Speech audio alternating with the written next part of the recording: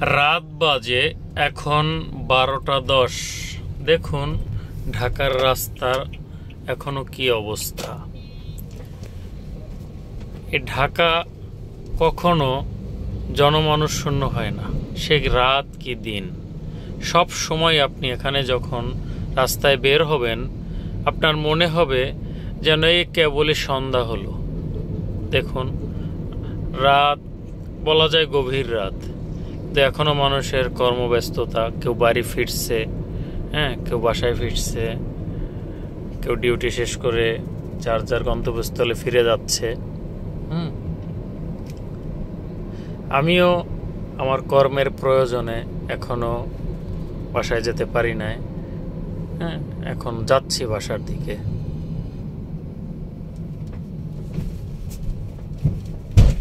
আজকে ডিউটিটা শেষ হওয়ার পরে বের হতে অনেক সময় লেগেছে, আমারও যেতে অনেক লেট হয়ে গেছে।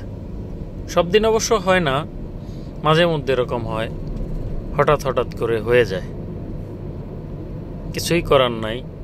চাকরি করতে গেলে আমাদের এগুলো মেনে নিতে হয়, কারণ প্রত্যেকেরই একটা সংসার আছে, তার সেই সংসারে মানুষের অনেক পরিবারের লোকজন থাকে, সবার দিকে চেয়ে সকল কিছু মেনে নিতে হয়। কারণ একটা পরিবারের যে উপার্জন ব্যক্তি থাকে তার উপরেই পরিবারের মানুষগুলো নির্ভর করে, চলতে হয় তাদের সকল কিছু।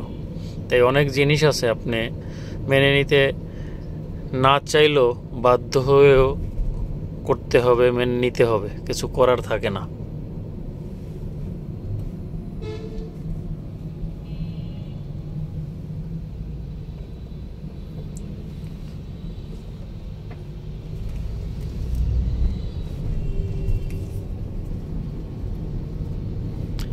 ঢাকার রাস্তা একটু রাত হলে মোটামুটি হালকা একটু ফাঁকা আপনি পাবেন, দিনের বেলা তো একদমই না।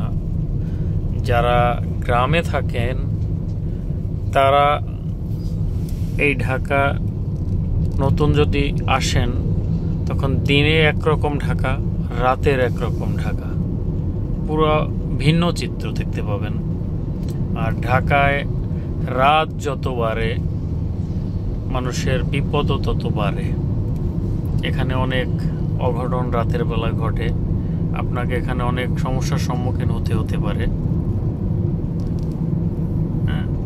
তাই রাতে ঢাকায় যারা চলাফেরা করবেন খুব সাবধানতার সাথে আপনারা চলাফেরা করবেন।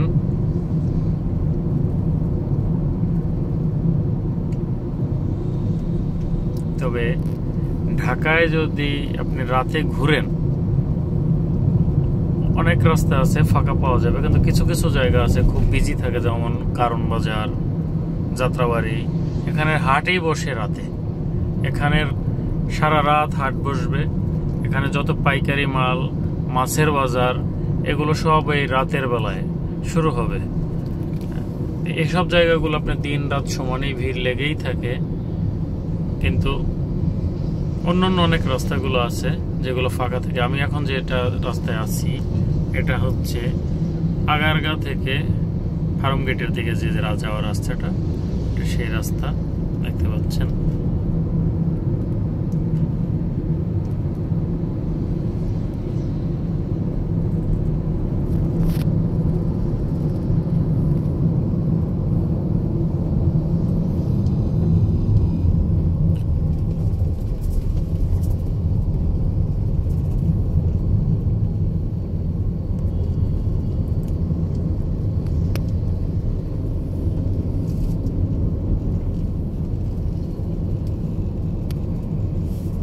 আমার কাছে ভালোই লাগে ঢাকা।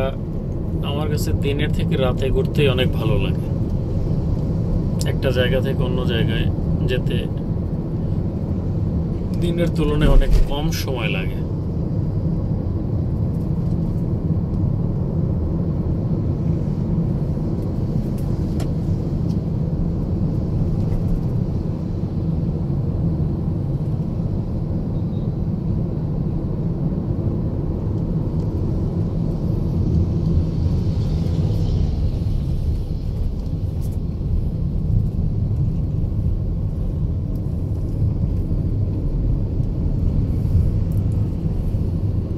সবাই ভালো থাকবেন।